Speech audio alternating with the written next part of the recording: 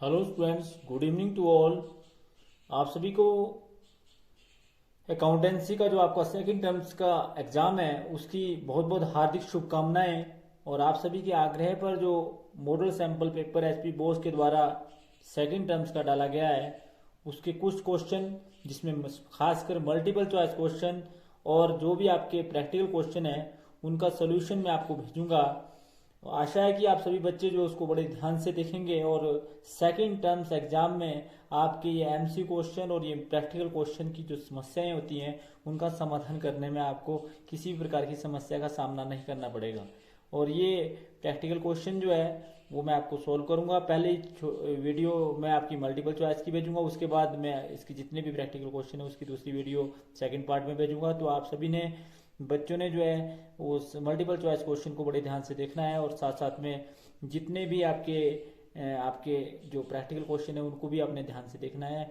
आशा है कि आप सभी जो है ध्यान से देखेंगे। और एक बार अग्रिम कराने वीडियो कराने से पहले आप सभी को माँ सरस्वती का आशीर्वाद आप पर बना रहे और आप लोगों की मनोकामना पूर्ण हो। आप सभी अच्छे से क्वेश्चन को करें तो वीडियो देखें जिससे आपको और अधिक समझ आएगा। मल्टीपल चॉइस में क्वेश्चन जो है वो सबसे पहला क्वेश्चन आपका है कि अंश पूंजी का वह भाग जिसे केवल कंपनी के समापन पर मंगवाया जा सकता है वह कौन सी कैपिटल होती है। दैट मीन्स कि the portion of the capital which can be called up only on the winding up of the company is called.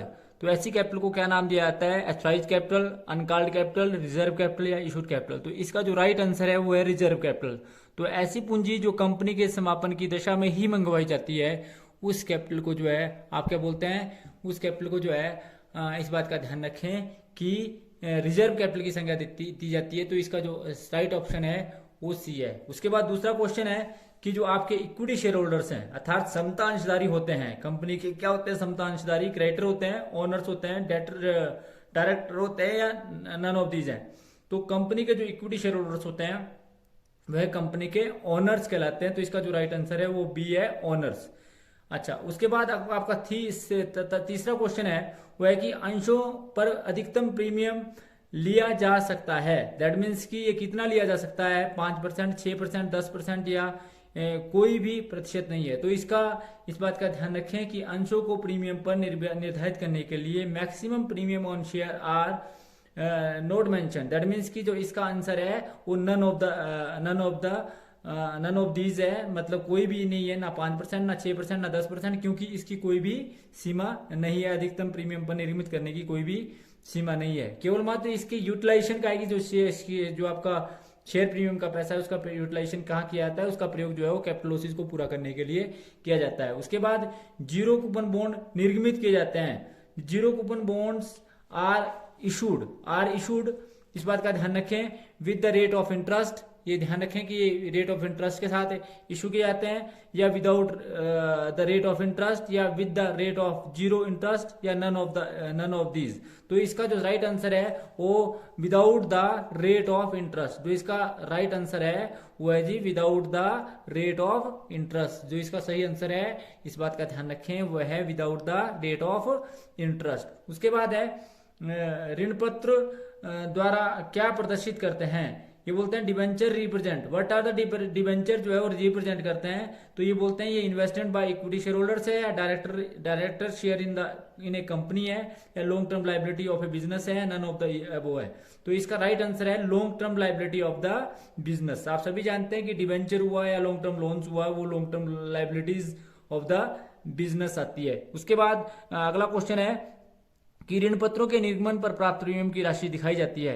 जो ऋण पत्रों के निर्गमन पर जो राशि प्राप्त होती है उसको आप कहाँ दिखाते हैं? तो ये आप सभी जानते हैं कि premium on redemption of debenture account is a personal account. और जो पर्सनल अकाउंट होते हैं वो जनरली कहाँ दिखाए जाते हैं? Equities and liability side. इस बात का ध्यान रखिए कि premium on redemption account is a personal account and it will be shown on the equities and liability side of the balance sheet. उसके बाद जो आपका नेक्स्ट क्वेश्चन है वो है जी आपका कि income and expenditure account, income statement includes which accounts. तो इनकम स्टेटमेंट जो है इंक्लूड करती है ट्रेडिंग अकाउंट को भी, statement of profit and loss account को भी and statement of profit and loss appropriation account. तो ये ऑल ऑफ द अबव जो है इसका राइट आंसर है कि आय व्यय खाता जो है वो कौन सा खाता है, व्यापारिक खाता भी है, लाभ हानि खाता भी है, लाभ हानि नियोजन खाता भी है। तो सभी जो है वो इनकम स्टेटमेंट के जो है वो टाइप्स माने जाते हैं और इसके अतिरिक्त इसमें जो है वो मैन्युफैक्चरिंग अकाउंट भी आ सकता है। उसके बाद ये बोलते हैं कि जो prescribed of the from the balance sheet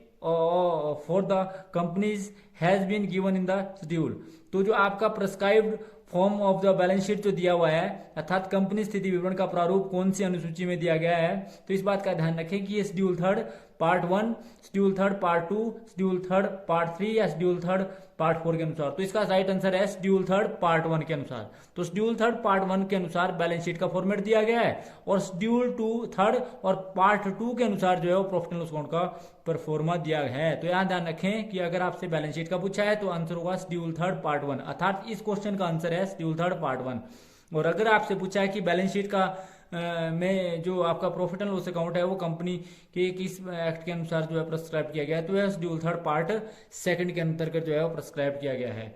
उसके बाद बोलते हैं कि ख्याति किस शीर्षक के अंतर्गत आती है, कि वट की जो बोलते हैं कि गुडविल इज शोन, दूसरे शब्दों में आप बोल सकते हैं कि goodwill is shown under the head, किसके अंदर आती है, fixed asset, intangible asset, investment, current asset या रिजर्व एंड सरप्लस। तो इसका आंसर है, क्योंकि गुडविल इज इंटेंजिबल एसेट और ये fixed asset intangible asset head के अंदर आती है, तो इसका आंसर है ए। तो goodwill is shown under the head of fixed asset and intangible asset.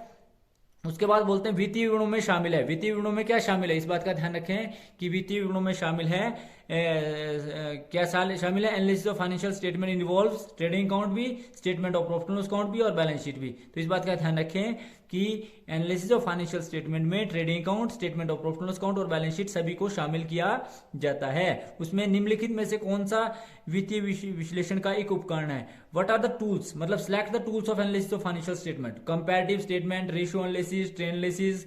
इसके अतिरिक्त आप सभी जानते हैं कॉमन साइज स्टेटमेंट, आपका कॉमन साइज स्टेटमेंट के अंतरित cash flow, fund flow, break even point analysis, ये सारी की सारी इसकी टेक्निक्स है। तो इसका भी आंसर है ऑल ऑफ द अबव, तो ये भी इसका आंसर है ऑल ऑफ द अबव। उसके बाद अगला क्वेश्चन है कि निम्नलिखित में से कौन सा संचालन व्यय है, कौन सा जो है सिलेक्ट द ऑपरेटिंग एक्सपेंसेस। तो ऑपरेटिंग एक्सपेंसेस कौन सा है, तो ऑपरेटिंग एक्सपेंसेस जो है इसके अंदर केवल मात्र सेलिंग एक्सपेंसेस है, ना कि इंटरेस्ट रिसीव है, ये फाइनेंशियल एक्सपेंसेस है। और इसी प्रकार से डिस्काउंट ऑन परचेज ये भी जो है आपका ऑपरेटिंग एक्सपेंसेस नहीं है। इसका मतलब है कि जो इसका राइट आंसर है वो है सेलिंग एक्सपेंसेस। तो selling expenses the right answer, A is the right answer. उसके बाद जो है बोलते हैं cost of good sold involve.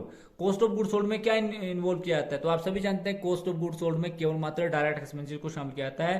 तो ओनली डायरेक्ट एक्सपेंसेस या both direct and indirect expenses, only indirect expenses, all of the above. तो इसका राइट आंसर है only direct expenses are include. तो इस बात का ध्यान रखें कि selling and distribution expenses, cost of good sold only involve only direct expenses.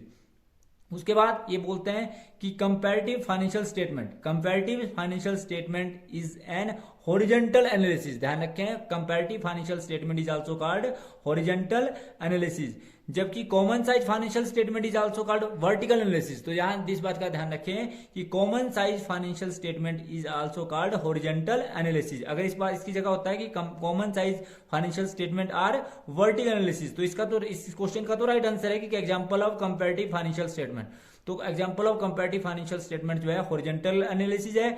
जबकि अगर इसको घुमा फिरा के कही होती है तो ये कहां क्लियर से इंडिकेशन है कि अगर आपसे क्वेश्चन पूछा जाता है कि example of common size financial statement, तो है वर्टिकल एनालिसिस है। तो ध्यान रखें इस बात का कि जो आपका कंपैरेटिव फाइनेंशियल स्टेटमेंट है ये आपका हॉरिजॉन्टल एनालिसिस है। कौन सा एनालिसिस है, हॉरिजॉन्टल एनालिसिस। तो क्वेश्चन नंबर 15, उसके बाद क्वेश्चन नंबर 15 है कि कथन कारण संबंधित प्रश्न जो है आपके पास दिए हुए हैं, जिसमें आपके पास कुछ विकल्प दिए होते हैं और उन विकल्पों के आधार पर आप इसको निकालते हैं। तो जिसमें हमारे पास दिया है कि एजर्शंस दिए होंगे और इसके रीजंस दिए होंगे और क्वेश्चन दिया होगा कि note read and following statements as certain. तो अगर ये बोलता है कि अगर आपका ए आंसर होगा यदि दोनों कथन सही है, ए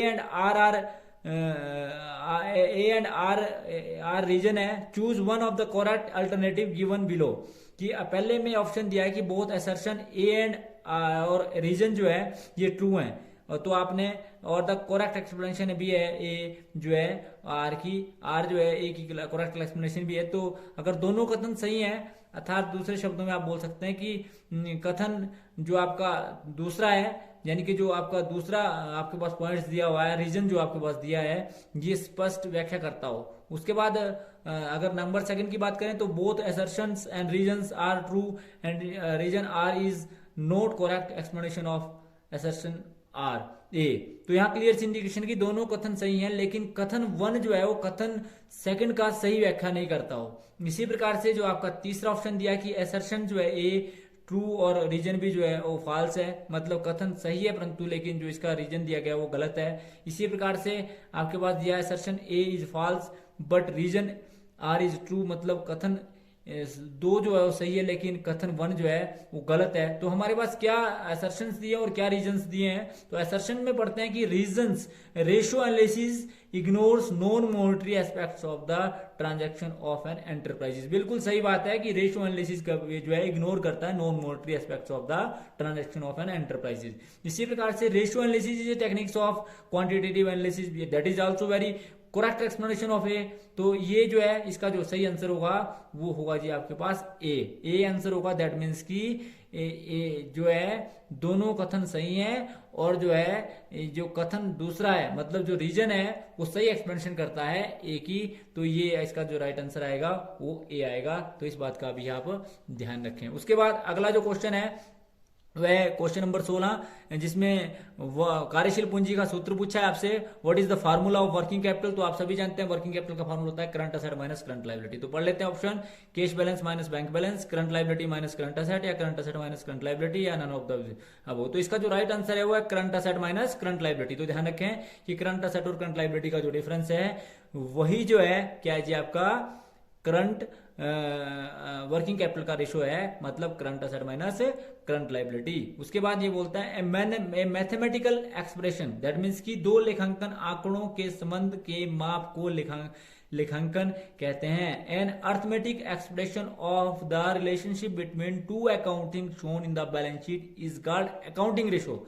ध्यान रखें इस बात का, that is not a current ratio, that is not a sacrificing ratio, that is not a liquidity ratio, but it is called accounting ratio. तो सेकंड जो इसका राइट आंसर है दैट मीन्स की a mathematical expression of relation between two items shown on the financial statement is called accounting ratio. उसके बाद है रोकड़ प्रवाह विवरण किस प्रकार की योजना है। तो इस बात का ध्यान रखें कि कैश फ्लो स्टेटमेंट जो है ये बोलता है कि cash flow statement is required to for the financial planning of short term financial planning, long term, mid term या वेरी लॉन्ग टर्म। तो इस बात का ध्यान रखें, इसका आंसर आएगा वेरी मतलब शॉर्ट टर्म फाइनेंशियल प्लानिंग। तो शॉर्ट टर्म फाइनेंशियल प्लानिंग में हेल्पफुल है कैश फ्लो स्टेटमेंट। उसके बाद क्वेश्चन नंबर 19 आप पढ़ लें कि which of the following is not an applicable application of cash.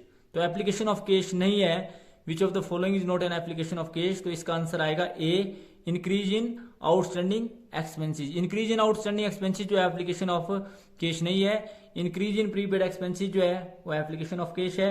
Increase in inventory application of cash है। इंक्रीज इन बिल रिसीवल जो है एप्लीकेशन ऑफ कैश है। तो इसका मतलब है कि जो इसका राइट आंसर आएगा वो ए आएगा, इंक्रीज इन आउटस्टैंडिंग एक्सपेंसेस जो है this is the right answer. उसके बाद अगला क्वेश्चन दिया है कि संचालन से लाभ की गणना करते समय किन मदों को शुद्ध लाभ में जोड़ा जाता है।